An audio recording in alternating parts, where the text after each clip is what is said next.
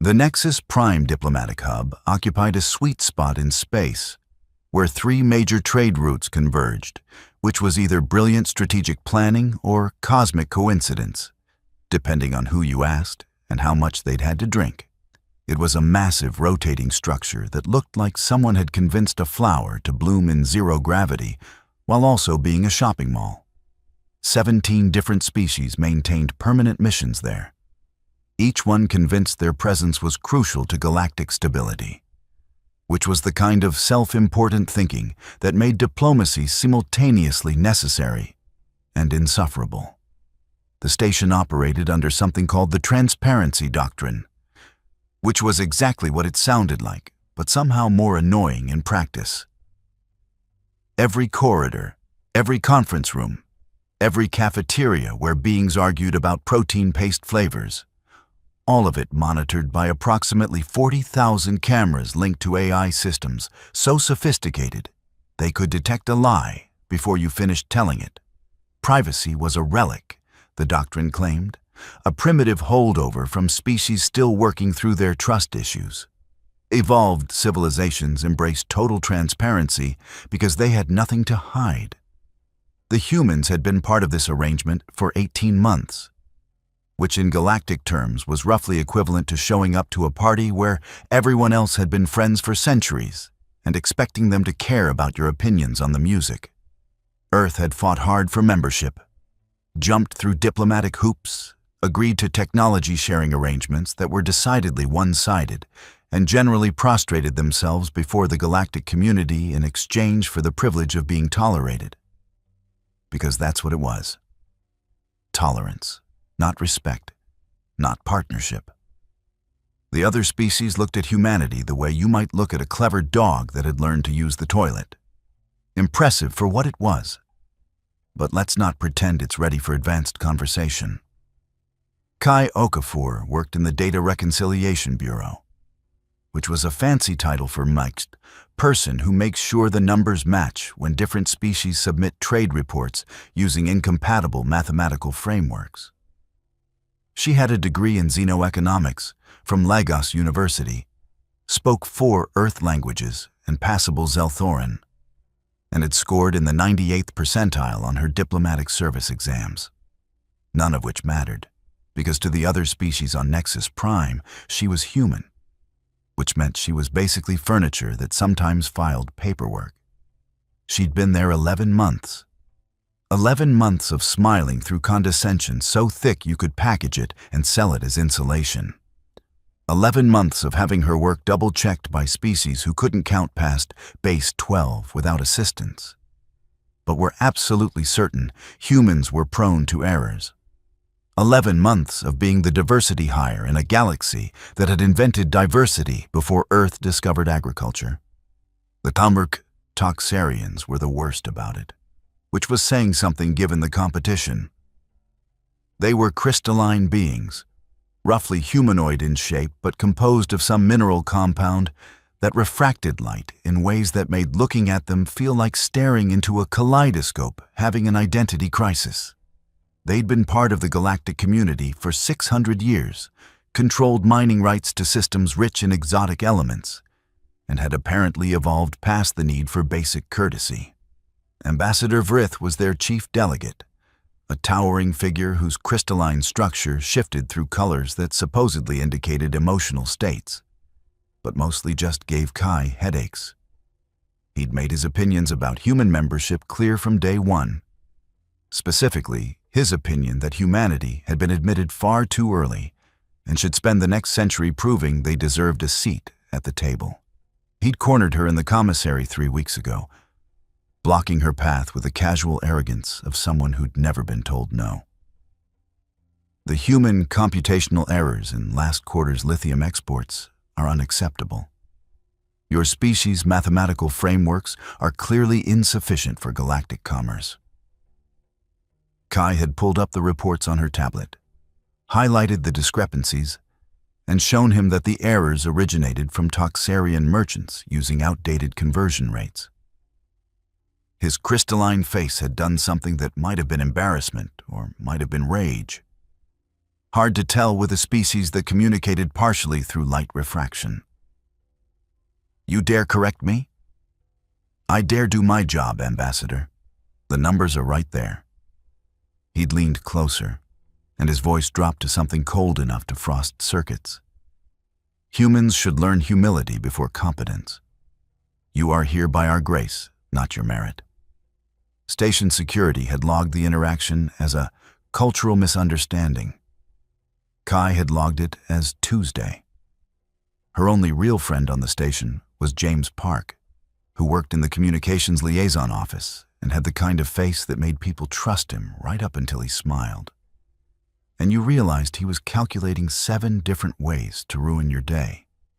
He'd done 2 tours with Earth Intelligence before transferring to diplomatic service, which meant he had skills that weren't listed on his official file and a paranoia streak that would make conspiracy theorists look casual. "He's escalating," James said over lunch in the human section of the commissary, where the food was at least recognizable, even if it tasted like sadness. 3 incidents in 2 weeks. That speech at the Trade Committee meeting where he implied human statistical inadequacies were destabilizing commerce. The complaint he filed about your confrontational attitude. Now this thing with the lithium reports. He's just a bigot with a platform. The galaxy's full of them. Bigots with platforms are dangerous, especially when they have pull with station administration. James pushed his food around his plate. "Watch yourself. These people play for keeps, and they don't think the rules apply when dealing with us." Kai had shrugged it off, because what else could she do? File a complaint? Station security thought human concerns were adorable. Request a transfer? Earth had 700 people competing for every diplomatic posting. Keep her head down and do her job? That was the plan anyway.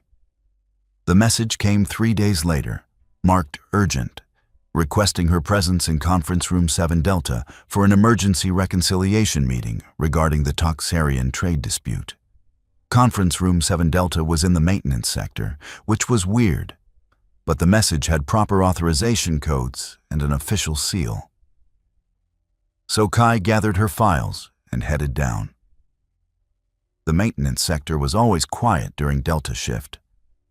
Most of the automated systems ran themselves, and the species who staffed the repair bays preferred working when station traffic was light. The corridors here were more utilitarian, less of the decorative architecture that made the diplomatic sections feel like an art gallery designed by committee. Conference Room 7 Delta was at the end of a long corridor lined with pipes and junction boxes. The cameras were there, of course, blinking their steady presence, recording everything, ensuring transparency, protecting civilization. Kai palmed the door control and walked into a room that held 5 Toxarian delegates and absolutely no conference setup whatsoever.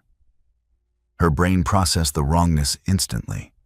No table, no data displays, no reason for this to be a meeting. Just 5 crystalline figures arranged in a semicircle that blocked the exit. And Ambassador Vrith standing in the center with something in his posture that made every combat training course she'd taken suddenly feel very relevant. "Ambassador, there seems to be some confusion about—" "No confusion." His voice was different, quieter, more focused. A teaching moment, perhaps. A lesson about knowing one's place. She reached for her comm unit. The nearest Toxarian moved faster than something made of crystal had any right to move, and grabbed her wrist. Crystalline fingers that could cut if pressed wrong, holding tight enough to bruise. "The cameras," Vrith said conversationally, gesturing to the blinking lights above them, "are about to experience a remarkable technical failure. Quantum interference, the report will say. Such things happen in maintenance sectors with all this equipment running. Very unfortunate." Kai tried to jerk free. Another Toxarian grabbed her other arm. The room tilted as they forced her to her knees. and some distant part of her brain was cataloging this, filing it away. This is an assault. This is premeditated. This is exactly what James warned about. But the immediate part was focused on breathing, surviving, finding an exit that didn't exist. They didn't monologue, didn't explain themselves, just methodically demonstrated what happened when humans forgot their place in the hierarchy. Crystalline fists that hit like rocks, edges that cut skin, calculated brutality designed to hurt without killing, because killing would create complications, but pain was just education. She fought back, landed 2 decent hits that would have dropped a human but barely phased beings made of mineral compounds. Tried to scream, but a hand covered her mouth, 3 fingers pressing hard enough to split her lip against her teeth. It lasted 5 minutes. 5 minutes that felt like hours, that stretched and compressed time the way trauma always did. When they finally stepped back, she was on the floor, tasting copper, feeling pain catalog itself across her body in waves. Vrith looked down at her with his crystalline face shifting through colors she couldn't name. The cameras saw nothing. Your species' word against established members. Consider carefully how you proceed. They left her there, walked out like they'd just finished a routine meeting, leaving her bleeding on the pristine floor of humanity's grand achievement. 18 months into their membership in a civilization that promised justice and delivered it selectively. Kai pulled herself up slowly, using the wall for support. The cameras above her blinked steadily. Green lights, recording, always recording, except when they weren't. Station security accepted her report with all the enthusiasm of beings processing their 500th noise complaint. The Yatharian officer, whose name translated to something like Keeper of Order, but whom Kai mentally called glorified mall cop, typed her statement with 2 of his 6 appendages while the others handled what appeared to be lunch. And you're certain these were Toxarian delegates? I work with them regularly. I know their faces. Her split lip throbbed. The medical team had treated her injuries with clinical efficiency and absolutely no empathy, wrapped her cracked ribs, sealed her lacerations, and handed her painkillers like they were parking validation. Curious, our records show Ambassador Vrith and his delegation were attending a resource allocation hearing during this time frame. They have multiple witnesses. Then the witnesses are lying, or they weren't there, or someone changed the records. Keeper of Order made a sound like water burping through pipes, which was Yatharian for, "You're being tedious." I see. And the surveillance footage from conference room 7 Delta? You tell me. He pulled up the file, and she watched his appendages still. The cameras experienced quantum interference, complete data corruption for a 7-minute window. The maintenance sector generates significant electromagnetic activity that occasionally disrupts recording equipment. Convenient. Indeed, quite problematic. He set down his datapad and fixed her with 3 of his 5 eyes.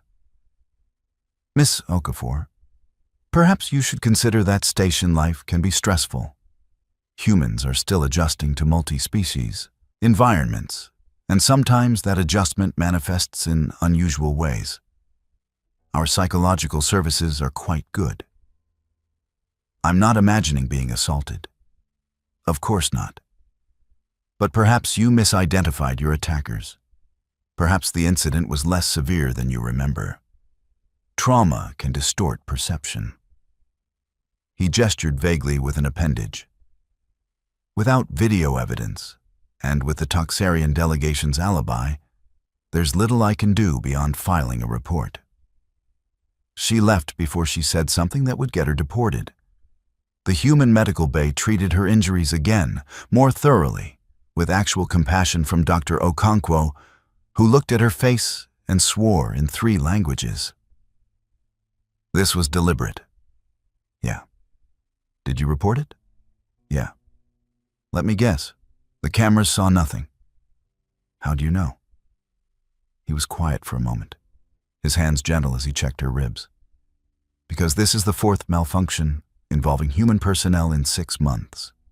Different locations, different species involved, but always the same result. Cameras fail, reports dismissed, humans told they're confused.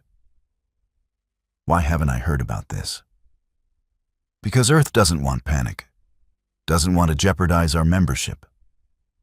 So we smile and take it and hope enough time passes that we earn real respect instead of this performative tolerance. He finished his examination, stepped back. I'm sorry this happened to you, and I'm sorry I can't do more than patch you up and tell you to be careful. James found her in her quarters 2 hours later, took one look at her face, and his entire demeanor shifted into something cold and focused. Names. She told him, watched his jaw tighten with each word, saw his hands curl into fists that could probably bend station hull plating if properly motivated. The footage? Corrupted. Of course it was. He pulled out his personal tablet, the civilian model that every human carried because staying connected to Earth helped with the homesickness.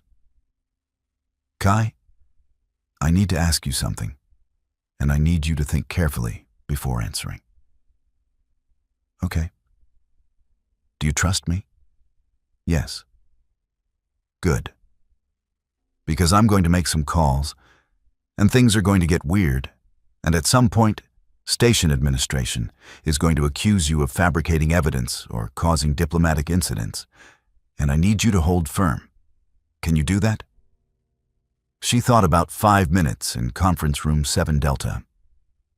About crystalline fists and calculated cruelty. About Keeper of Order's dismissive tone and the pattern Dr. Okonkwo had described. What are you planning? Something that should have been done 6 months ago. His smile could have cut steel. See, the thing about humans is that we're an anxious species. We don't trust easily. We've been lied to by enough governments and institutions that we developed a cultural habit of documenting everything ourselves. Personal records, private backups, redundant systems. Understanding hit her like a second assault. We've been recording. We've been recording everything. Every human on this station carries devices that are constantly backing up to personal servers. Video logs, audio recordings, location data. We call it social media or personal journaling or staying connected to family. The other species think it's cute. Primitive beings who need their security blankets. He pulled up a file on his tablet. You walked through the main concourse on your way to the maintenance sector. 3 different humans passed you, all streaming their daily walks back to Earth on a lag feed because it helps with homesickness. Those streams captured you in the background, heading toward maintenance, timestamp verified.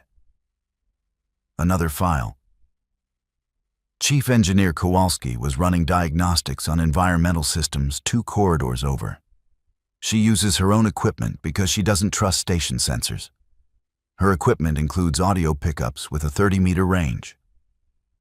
Another file. And then there's me. I've been worried about you since that commissary incident, so I've been tracking station surveillance patterns. When I noticed conference room 7 Delta went dark right when you were supposed to be there, I pulled every human data source I could find. Video, audio, location pings from personal devices. He turned the tablet toward her. We don't have a direct angle of the room itself, but we have you walking to 7 Delta alone. We have the Toxarians entering 2 minutes later. We have audio from Kowalski's equipment picking up impacts and voices through the walls. We have you leaving 47 minutes later, injured. And we have the Toxarians leaving clean and calm 30 seconds after you. It's not direct evidence. No, but it's a pattern And when combined with the other incidents Dr. Okonkwo mentioned, it tells a story. His smile widened. More importantly, every human on this station has been doing the same thing. Documenting, recording, backing up. We've been creating our own surveillance network without anyone realizing it, because why would they? We're the primitive species with our adorable personal devices. James, if you present this, they'll call it inadmissible. Unauthorized surveillance violates the transparency doctrine. The transparency doctrine regulates station-operated systems. It says nothing about personal recording devices. Besides, he stood, pocketed his tablet. I'm not presenting it to them, I'm presenting it to everyone. He left her sitting there, touching her injured face gently, feeling something unfamiliar kindling in her chest. It might have been hope. It might have been vindication. It might have been the simple, savage satisfaction of knowing that someone believed her enough to weaponize the truth. The thing about humans that the galactic community had fundamentally misunderstood was that they were a paranoid species by nature. Millennia of governments lying, institutions failing, and promises breaking had instilled a deep cultural mistrust of official narratives. So, they'd built their own networks. Personal devices that recorded constantly. Social media platforms that shared everything. Backup systems that assumed the primary systems would fail. Every human on Nexus Prime carried personal recording equipment. Not for surveillance, officially. Just for comfort. For connection to home. For sharing their historic first contact experience with billions back on Earth. But those devices recorded constantly, backed up to personal and Earth-based servers, created a shadow network of observation that the transparency doctrine had never thought to regulate, because why would you regulate something so primitive? James worked through the night, compiling footage from 14 different human sources. The 3 people who'd captured Kai in their daily walk videos. Chief Kowalski's audio equipment picking up the sounds of violence through maintenance sector walls. 5 different humans who'd passed through adjacent corridors, their devices capturing ambient data. The comm logs showing Kai's device going offline during the assault. Her medical records documenting injuries consistent with her testimony. And then there was Lieutenant Aisha Morrison, who worked in technical support and had been running her own audit of station surveillance systems because she didn't trust the uptime metrics. Her personal analysis showed that camera failures in sectors where humans worked occurred at 7 times the rate of other areas, and that these failures correlated strongly with incidents humans reported. The pattern was damning. The statistics were brutal. The implications were radioactive. James took it to Ambassador Martinez first. Martinez was in her 50s, had silver hair that made her look distinguished, and had spent 3 decades in diplomatic service learning how to smile while calculating exactly how to destroy your career. She watched the compiled evidence once, her expression unreadable. How many people have seen this? Just the sources and me. And Kai, obviously. Keep it that way. Martinez stood, straightened her jacket. I need to make some calls. To Earth. And then we're going to make a very different kind of call. The message went out on tight beam to Earth first. Priority Alpha, encrypted. It reached Geneva, bounced to the Secretary General's office, and from there to every human delegation, embassy, and research station in collective space. But it also went somewhere else. James, in a moment of beautiful malice, sent it to the human news networks. All of them. The compiled evidence, the statistics, the pattern of camera failures, and the story of what happened to Kai Okafor in Conference Room 7 Delta. Within 6 hours, it was the lead story on every major human network. Within 12 hours, It had been picked up by the smaller human colonies and research stations. Within 18 hours, it was being discussed on every human platform, shared across billions of personal devices, trending on social media with hashtags that roughly translated to, "They thought no one was watching." And humans being humans, they shared it beyond their own networks, forwarded it to non-human colleagues they trusted, posted it on multi-species forums, sent it to trade partners and cultural exchange contacts. Because humans had spent 18 months building relationships even as their governments negotiated treaties. And those relationships created channels that official oversight had never monitored. The footage went viral across 3 different species networks before the Nexus Prime administration even realized it existed. Ambassador Martinez requested an emergency session before the station's governing board on the 3rd day, not to plead, not to negotiate, to present evidence before 12 species representatives in a chamber designed to make you feel small and appropriately humbled by galactic wisdom. She presented with the calm of someone who'd already won and was just waiting for everyone else to catch up. Honored board members, thank you for convening. I understand the past 72 hours have been tumultuous. I'm here to explain why humanity has made certain information public and what we expect moving forward. The Yatharian chair made his burping sound. Ambassador, the unauthorized release of unverified recordings constitutes a serious breach of protocol. The Transparency Doctrine clearly states, the Transparency Doctrine regulates station-operated surveillance. It says nothing about personal devices or private recordings. We checked extensively. Martinez activated the holodisplay. This is Kai Okafor, human data analyst. 3 days ago, she was assaulted in Conference Room 7 Delta by Ambassador Vrith and 4 Toxarian delegates. Ambassador Vrith rose smoothly, his crystalline structure shifting through angry reds. These allegations have been investigated and dismissed. The human was clearly, "I'm not finished, Ambassador." Martinez's voice could have frozen atmospheres. When Miss Okafor reported this assault, she was told the surveillance footage showed nothing. Quantum interference, the official report claimed. Most unfortunate. However, she triggered the playback. The compilation played 3 different angles showing Kai walking to maintenance, audio of impacts and voices through walls, her device going offline, the Toxarians entering the same corridor minutes before, her emerging injured, the Toxarians leaving calm and unruffled.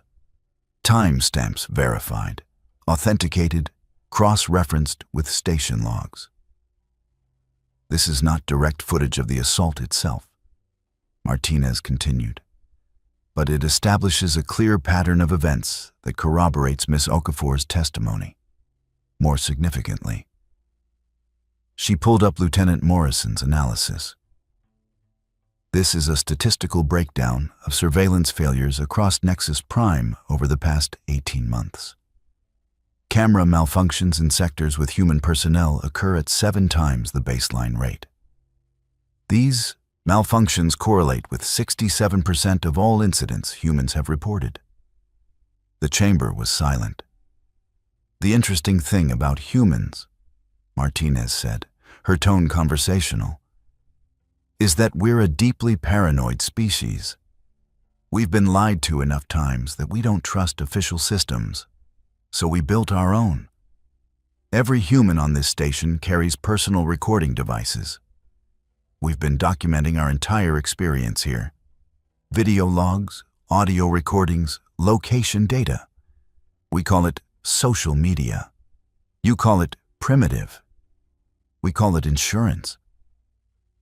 She pulled up more files. Since releasing this information 3 days ago, 17 other humans have come forward with evidence of incidents that were dismissed due to convenient surveillance failures. We now have personal recordings that contradict official narratives in each case. Different locations, different species involved, but always the same pattern. Official cameras fail, human testimony dismissed, attackers protected. The Draxthi representative leaned forward. Ambassador, even if these recordings are authentic, the proper procedure would be to submit them through official channels, not to broadcast them across multiple networks in clear violation of proper procedure. Martinez laughed, and it was not a diplomatic sound. Miss Okafor followed proper procedure. She filed a report. She provided testimony. She cooperated with investigation. And she was told she was confused, stressed, probably imagining things. Meanwhile, the beings who assaulted her walked free because the cameras recorded nothing. She gestured to the frozen images on the display. Your cameras recorded nothing. Our cameras recorded everything. She pulled up another display, this one showing network statistics. In the past 72 hours, this footage has been viewed by approximately 4 billion humans and forwarded to contacts across 17 different species networks. It's currently trending on 6 different multi-species social platforms. The non-human response has been illuminating. Many of your own citizens are asking questions about surveillance reliability, incident investigation protocols, and whether the transparency doctrine actually provides transparency or just the appearance of it. The implication hung in the air like a neutron bomb. So here's what's going to happen, Martinez continued, her tone hardening. You're going to conduct an independent investigation into surveillance system failures across all collective facilities. You're going to implement redundant monitoring that includes external verification. You're going to revise incident investigation protocols to include consideration of alternative evidence sources. And she looked directly at Vrith. You're going to prosecute Ambassador Vrith and his accomplices under applicable assault statutes. Vrith's crystalline face cycled through colors that probably indicated outrage. This is absurd. The Toxarian government will not tolerate. The Toxarian government, said the Corlithian representative quietly, is currently dealing with its own internal crisis as this footage circulates through our networks. Several major Corlithian trade unions have suspended contracts with Toxarian mining operations pending investigation. The political pressure is substantial. Martinez smiled. It was not a nice smile. Transparency works best when everyone can see what's happening, not just through official channels controlled by those in power, but through the eyes of those experiencing it. Humans learned that lesson centuries ago. We're happy to teach it to you now. The session descended into chaos. Delegations clustered in urgent discussions. Vrith and his accomplices were detained pending investigation, and the Toxarian government issued a statement about isolated incidents and individuals who failed to uphold their standards, which fooled absolutely no one. The investigation took 2 months. 2 months during which human-recorded footage kept surfacing, showing incident after incident that official systems had mysteriously missed. 2 months during which other species began implementing their own personal recording networks, because if the humans had taught them anything, it was that official transparency and actual transparency were sometimes very different things. Vrith and his accomplices were tried and convicted under Nexus Prime assault statutes. The Toxarians, facing economic pressure from multiple species who decided that maybe the humans had a point about accountability, accepted the verdict with as much grace as crystalline beings could fake. The reforms took longer. New surveillance protocols with triple redundancy. Independent monitoring committees with representatives from all member species. Revised investigation procedures that considered alternative evidence sources. Training programs about unconscious bias and selective enforcement. None of it would have happened if the cameras had actually recorded what they were supposed to. Kai watched the verdict from Earth, where she'd been reassigned while the station sorted itself out. She testified via secure transmission, answered questions from investigators, and had received approximately 10,000 messages of support from humans and non-humans alike. James visited her there, 4 weeks after the verdict. "How are you feeling?" "Better. Weird being famous for getting beaten up." "You're famous for being right when everyone told you you weren't. For refusing to disappear when that's what they wanted." He sat beside her on the bench, overlooking the diplomatic compound.